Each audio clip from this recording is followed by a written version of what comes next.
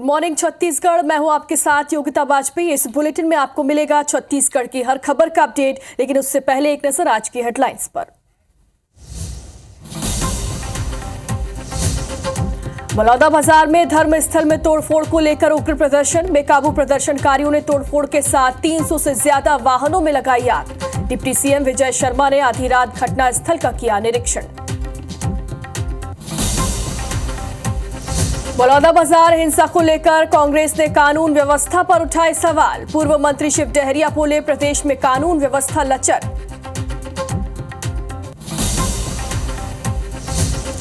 कोयला घोटाले के आरोपी सूर्यकांत तिवारी और समीर बिश्नोई को ईओडब्ल्यू ने फिर रिमांड पर लिया। 12 जून तक होगी पूछताछ।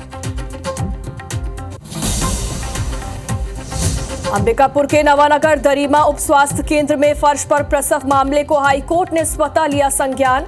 हाईकोर्ट ने स्वास्थ्य सचिव से हलफनामे पर मांगा जवाब। कलेक्टर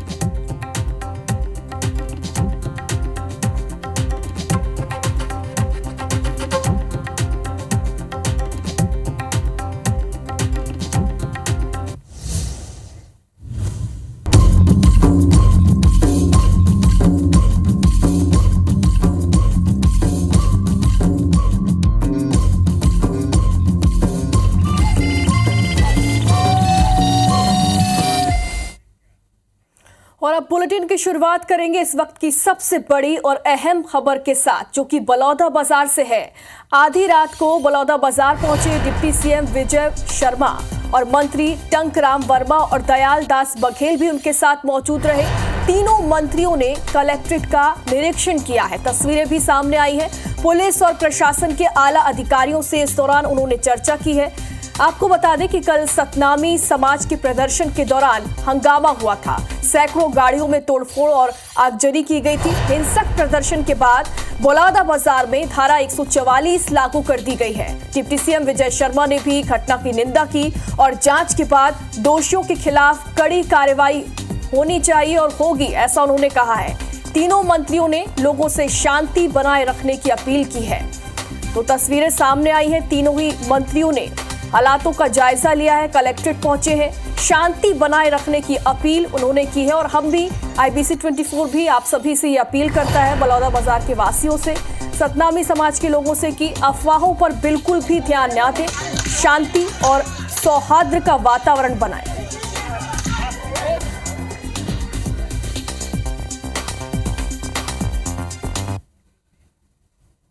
देखिए, सतनामी समाज का जो मांग था गिरौदपुरी धाम में जो जांच करने का, तो हमारे गृह मंत्री जी ने माननीय मुख्यमंत्री जी की सहमति से न्यायिक जांच का आदेश दे दिया था। इतना बड़ी संख्या में नगर में और सरकारी दफ्तर में जो उत्पात हुआ है, ये बड़ी दुखद घटना है। निश्चित रूप से ये जलाया गया है, ये मैं कह सकता हूँ। और ये इतना बड़ा घटना घटा है, ऐसा घटना नहीं घटना चाहिए। मैं तो सबसे यही अपील करना चाहता हूँ कि शांति व्यवस्था बना के रखना चाहिए। बड़ी मुश्किल से चीज़ें बनती हैं, लटपट में जनता के लिए सुविधाएं मुहैया कराई जाती हैं। अभी उसको नष्ट कर देना है तो आप किसको सज़ा दे रहे हैं भाई? अधिकारियों को थोड़ी सज़ा होती, तो ऐसे कैसे चलेगा? ऐसे जिसने भी किया है वो निसंदेह असामाजिक लोग हैं, उन पर तो कानूनी कार्रवाई होगी, कानून अपना काम करेगा।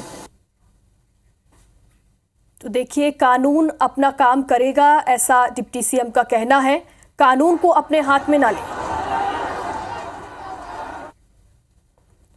और चलिए इस मामले की पूरी रिपोर्ट भी आपको बताते हैं कि कैसे, कब, क्यों और किस वजह से हुआ।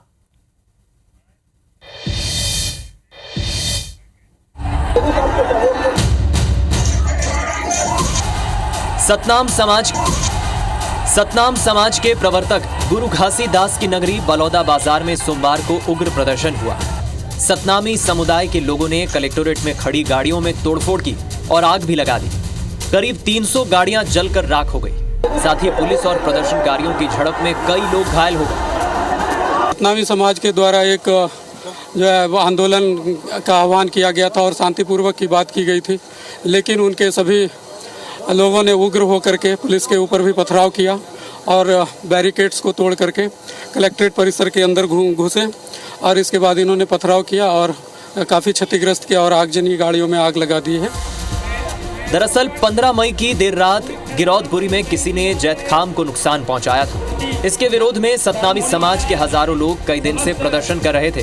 पुलिस इस मामले में 3 आरोपियों को गिरफ्तार कर जेल भेज चुकी है। इसके साथ ही डिप्टी सीएम विजय शर्मा पहले ही न्यायिक जांच के निर्देश दे चुके हैं। हालांकि समाज के लोगों का आरोप है कि पकड़े गए लोग असली आरोपी नहीं हैं। दशहरा मैदान में सोमवार को शांतिपूर्ण चल रहा प्रदर्शन दोपहर के बाद अचानक उग्र हो गया। इस घटना के बाद सीएम विष्णुदेव साय ने बैठक लेकर माहौल बिगाड़ने वालों पर सख्त कार्रवाई के निर्देश दिए हैं, जिसके बाद पुलिस और प्रशासन तेजी से हालात को नियंत्रण करने में जुट गई। सभी जनों से आग्रह करता हूं, शांति बनाए रखें। समाज का यह मसला नहीं हो सकता, इसलिए समाज का कोई विषय नहीं है, लेकिन जिन लोगों ने गड़बड़ी की है उन पर सख्त कार्रवाई होगी ही होगी, जांच की जाएगी। मतलब ये तो बड़ी घटना है, बहुत बड़ी बात है, बहुत बड़ी बात है। जो गुनहगार है सब पर कार्रवाई होना है। जो प्रदर्शनकारी थे उनके नेताओं ने आश्वासन दिया था कि कोई भी ऐसा कार्य नहीं किया जाएगा जिससे लोक संपत्ति को और लोक शांति को हानि हो, लेकिन वो हुआ है। इसके लिए वो सब उत्तरदायी हैं और हर एक बिंदु पे कार्रवाई की जाएगी और कठोर कार्रवाई की जाएगी। इस बीच सीएम ने सभी से सौहार्द बनाए रखने की अपील की। स्थानीय जनप्रतिनिधियों ने भी लोगों से शांतिपूर्ण अपनी बात रखने की अपील की। गृह मंत्री माननीय विजय शर्मा जी के द्वारा न्यायिक जांच के घोषणा कर दी गई, तो न्यायिक जांच हुई, बढ़िया जो हमारे जो जांच हुई और बहुत ही अच्छा करके जांच करके मैं दोषी ला पकड़े जाइए। अगर कोई संलिप्त हुई तो ला पकड़े जाइए। आप विश्वास रखो और बारंबार अपील है आप सबसे कि शांति व्यवस्था बनाओ। भाई बहन सबसे निवेदन करत हम किसी के भी शासकीय संपत्ति या काकरो घर के संपत्ति नुकसान नहीं पहुंचावा। ये हमारे सतनामी समाज के लड़ाई है और आप मन एकजुट होकर लड़ा था, आप मन न्याय मिल ही। बहरहाल बलौदा बाजार में हालात पूरी तरह नियंत्रण में है, लेकिन एहतियात के तौर पर पुलिस ने क्षेत्र में अतिरिक्त पुलिस बल तैनात कर दिया है और उपद्रवियों पर नजर रखी जा रही है। बलौदा बाजार से सुनील साहू के साथ तहसीन जैदी, IBC 24 रायपुर।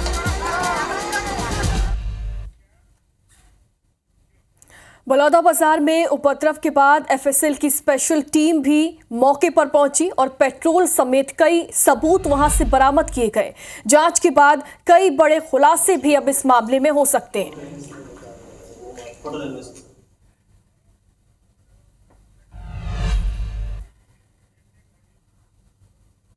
बलौदा बाजार के कलेक्ट्रेट और SP ऑफिस में आगजनी की घटना के बाद जो आला अधिकारी हैं वो बलौदा बाजार पहुंचे हैं। उनमें अगर बात करें तो IG Raipur range Amrish Mishra, Bilaspur range IG Sanjeev Shukla समेत सभी जो पड़ोसी जो ज़िले हैं वहाँ की जो पुलिस है उसको क्लोज़ किया गया है। उसमें सबसे ज़्यादा अगर ख़ास बात है इस समय जो SP ऑफिस में जो जलावा जो SP ऑफिस है वहाँ पे FSL की जो टीम है, एक स्पेशल टीम जो है वो यहाँ पहुँची है और अभी यहाँ पे निरीक्षण कर रही है। आप देख सकते हैं कि ये FSL की टीम है, अभी यहाँ हर चीज़ का बारीकी से यहाँ पे परीक्षण कर रही है कि किस तरीके के यहाँ पे जो आगजनी में जो तत्व यूज़ हुए हैं वो किस तरीके के हैं, जो उनके काम की जो चीज़ें हैं उनकी यहाँ पे वो जब्ती यहाँ पे की जा रही है। अगर बात करें तो अभी तक की जो छानबीन में जो बातचीत समझ में आई है, यहाँ पे एक पेट्रोल जैसा एक कुछ तत्व अभी तक बरामद होने की बात यहाँ पे सामने आई है। अभी हालांकि इस बात की पुष्टि FSL के किसी भी अधिकारी ने नहीं की है, लेकिन यहाँ पे कि बड़ी बात सामने आई है क्योंकि कई जो चीज़ें हैं यहाँ पे भी जब्त की गई हैं और जिस तरीके से अभी FSL के जो अधिकारी हैं वो भी जांच में जुटे हुए हैं और अभी इस बात के उसमें पड़ताल में लगे हैं कि यहाँ पे जो आगजनी की गई है उसमें किस तरीके के जो लिक्विड या जो भी साधन जो आगजनी में यूज़ किए गए वो किस तरीके के। फिलहाल अब देखने वाली बात ये होगी कि क्योंकि जिस तरीके से ये भी बताया गया था, यहाँ पे बताते चले कि ये भी बताया गया था कि यहाँ पे कुछ धमाके भी हुए थे। हालांकि वो धमाके किस चीज़ के थे इस बात का भी खुलासा नहीं है, क्योंकि इस बात की आशंका ज़्यादा है कि गाड़ियाँ जो जलाई गई उनके भी ब्लास्ट यहाँ पे हो सकते हैं, लेकिन अभी पूरी तरह संशय की स्थिति है और अभी जो ये FSL की जो टीम है, जो स्पेशल टीम यहाँ आई है, वो अभी यहाँ पे सभी पहलुओं पे जांच में जुटी हुई है। कैमरामैन योगेंद्र मिश्रा के साथ तहसीन Zaidi, IBC 24 Raipur, Baloda.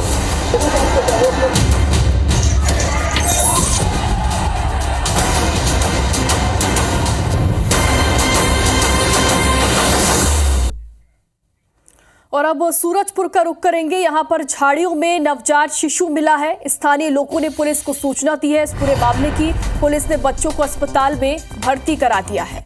SNCU ward में मासूम का इलाज चल रहा है। प्रतापपुर के वार्ड नंबर 10 की ये घटना बताई जा रही है।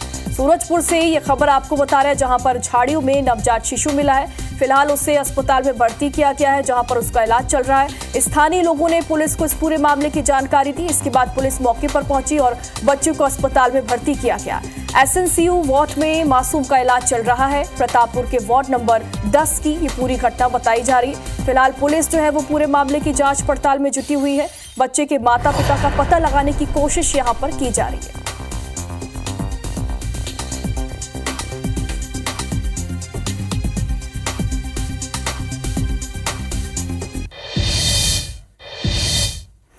छत्तीसगढ़ के बिलासपुर से सांसद तोखन साहू को मोदी मंत्रिमंडल में शहरी विकास मंत्रालय में जिम्मेदारी दी गई है। कैबिनेट मंत्री मनोहर लाल खट्टर के पास ये मंत्रालय है।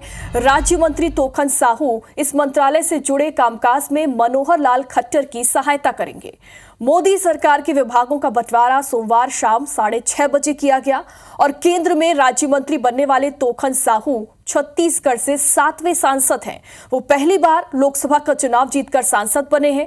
तोखन साहू बेहद साधारण किसान परिवार से आते हैं। बता दें कि 2013 में पहली बार लोरमी विधानसभा सीट से विधायक निर्वाचित हुए थे और इस बार 2024 के लोकसभा चुनाव में तोखन साहू ने कांग्रेस प्रत्याशी देवेंद्र यादव को लगभग 1,64,000 से भी ज्यादा वोटों के अंतर से हराया था।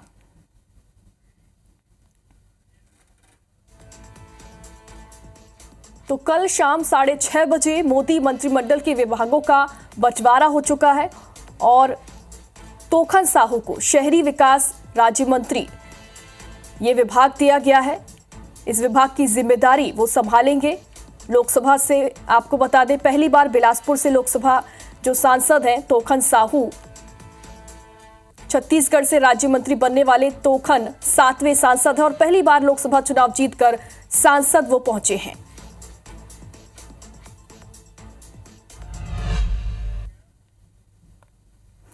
और अब खबर रायगढ़ से है, जहां निगम की उदासीनता के चलते शहर की 12 महत्वपूर्ण सड़कों के निर्माण में देरी हो रही है।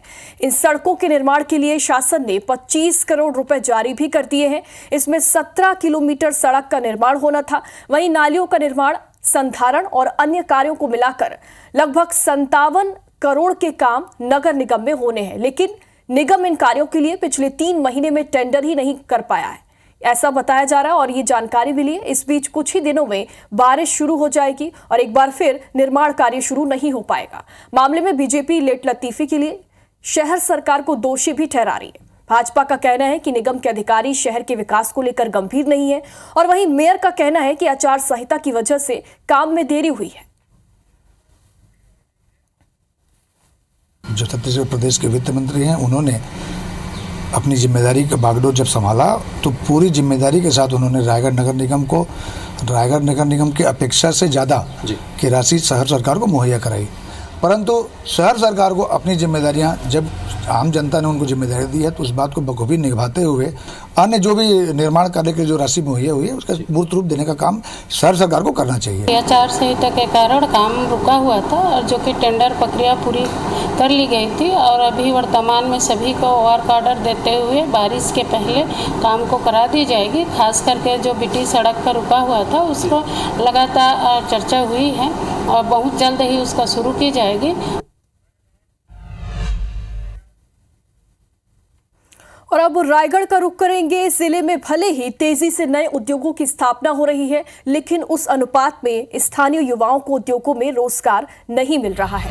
जिले में पिछले 2 सालों में 13 उद्योगों ने नई इकाइयों की स्थापना और एक्सपेंशन के लिए राज्य सरकार से MOU किया है। लगभग 7,300 रिक्त पदों पर भर्ती के लिए अनुबंध भी किया है, लेकिन अब तक नियुक्तियां नहीं हो पाई हैं। और ऐसे में प्रशासनिक उदासीनता पर सवाल भी उठ रहे हैं। यूथ कांग्रेस का कहना है कि सरकार का उद्योगों पर लगाम नहीं है, जिसकी वजह से स्थानीय बेरोजगार युवा चले जा रहे हैं।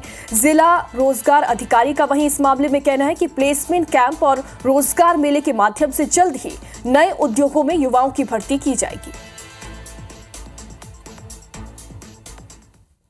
वर्तमान सरकार का उद्योगपतियों पर कोई दबाव नहीं है, इनका कोई हस्तक्षेप नहीं है, ये कोई नीति नहीं बना पा रहे हैं कि कैसे उन पदों पर भर्ती हो। तो ये सरकार की, वर्तमान सरकार की रोजगार दिलाने की विफलता है। तो अगर वर्तमान सरकार से जल्द इन उद्योगपतियों पर दबाव बनाकर अगर भर्तियां नहीं करवाएगी, स्थानीय युवाओं को रोजगार नहीं दिलाएगी, तो इसको लेकर हमारे द्वारा बृहद आंदोलन किया जाएगा। वर्तमान में हम लोग विभिन्न, चाहे नए हो या पुराने, सभी औद्योगिक इकाइयों से रिक्तियों की जानकारी इकट्ठा कर रहे हैं। जैसे ही रिक्तियों का संकलन हमको मिल जाएगी, शैक्षणिक योग्यतावार निर्धारित तिथि निर्धारित करके हम प्लेसमेंट कैंप या रोजगार मेला के माध्यम से पूर्ति करने का प्रयास करेंगे। और अब खबर बस्तर से है। यहां धुरा गांव में प्राइवेट कंपनी द्वारा महुआ शराब फैक्ट्री खोले जाने का विरोध ग्रामीणों ने किया है। पर्यावरण मानकों को लेकर ब्लॉक मुख्यालय लोहंडीगुड़ा में सोमवार को लोक सुनवाई का आयोजन किया गया, जहां ग्रामीणों ने प्राइवेट कंपनी का विरोध किया और महुआ शराब फैक्ट्री को लेकर अपनी असहमति जताई। बता दें कि पिछले वर्ष अगस्त महीने में आयोजित ग्राम सभा में ग्रामीणों ने शराब फैक्ट्री को लेकर सहमति दे दी थी, लेकिन अब ग्रामीणों का कहना है कि शराब फैक्ट्री सरकार द्वारा संचालित होगी और इस जानकारी के आधार पर ग्राम सभा में सहमति दी गई थी। लेकिन निजी कंपनी के फैक्ट्री खोलने की जानकारी मिलने पर अब ग्रामीणों ने इसका विरोध करना शुरू कर दिया है।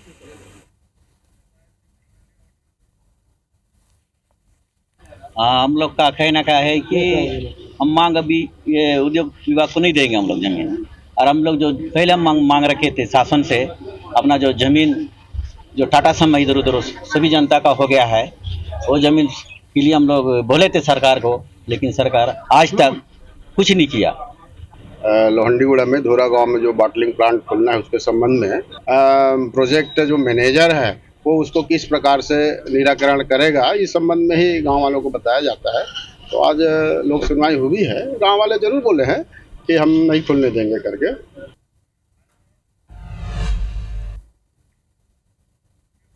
शिक्षा कर्मियों के संविलियन के बाद उन्हें पुरानी पेंशन योजना का लाभ देने के बजाय नई योजना का लाभ दिया जा रहा है, और इस बारे में दायर याचिका पर सुनवाई करते हुए हाईकोर्ट ने वित्त सचिव को व्यक्तिगत शपथ पत्र देने का आदेश दिया है। कोर्ट ने सरकार से पूछा है कि शिक्षा कर्मियों को आखिर कौन सी पेंशन स्कीम का लाभ दिया जाएगा।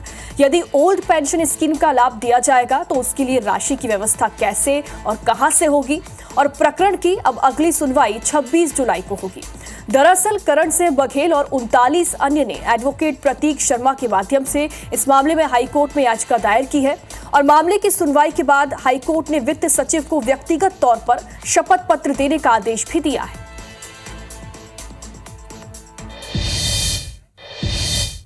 और अब खबर पखांजूर से है। यहां एक 6 साल का बच्चा इन दिनों चर्चा का केंद्र बना हुआ है। यहां लोग दावा कर रहे हैं कि ये 6 साल का बच्चा सभी तरह की बीमारियों से लोगों को मुक्ति दिला रहा है। दरअसल गांव में एक महिला हाथ पैर में दर्द की वजह से काफी दिनों से परेशान थी, जिसे देखकर इस बच्चे ने सरसों तेल दिया और सुबह शाम मालिश करने को कहा, और ऐसा करने पर महिला के हाथ पैर का दर्द गायब भी हो गया और वो अब पहले जैसे चलने लगी। ये खबर इलाके में तेजी से फैली और अब बच्चे के घर में सुबह से शाम तक हजारों लोगों की भीड़ लगने लगी। बच्चा लोगों को सरसों तेल में फूंककर और सिर में हाथ रखकर घर जाने को कहता है और हर दिन सुबह शाम तेल से मालिश करने को कहता है। बच्चे के पिता धरवा मंडल की माने तो उनका बेटा 1 साल पहले से घर में भगवान शिव के भक्त अक्षर शिव भगवान की पूजा करता है, और वहीं लोगों का ये भी मानना है कि यहाँ से जो तेल दिया जाता है उससे सभी बीमारी ठीक हो रही है, जिससे भरोसे के साथ लोग यहाँ पर अब बड़ी संख्या में पहुँच रहे हैं। शंकर भोलानाथ का भी शिव पूजा करता है, और जो भी मरीज यहाँ आता है उसको सरसों तेल दे देता है उसको भगवान के नाम से, और जो भी आता है उसको तो अच्छा ही हो रहा है। यहाँ लोगों से हम लोग बहुत लोगों से सुना है कि पैरालाइसिस वगैरह सब ठीक हो रहा है। अच्छा सूजी लगाया था, उसमें बहुत परेशानी था 6 साल पहले से। उसका अभी शनिवार इधर आया था, तो इधर से कोई फूक दिया और तेल करके दिया, वो लगाया। थोड़ा यहाँ पर भी थोड़ा क्या सुधर भी नहीं सकेगा करके इसे लाए हैं, जो जहाँ तहाँ घुमा के देखा लेकिन कहीं पर नहीं हो रहा है, इसलिए तो एक जो बता रहा था कि वहाँ पर लेके देखना हो सके तो हो भी सकता है। बस तो सर तेल दिया है और उसका आशीर्वाद।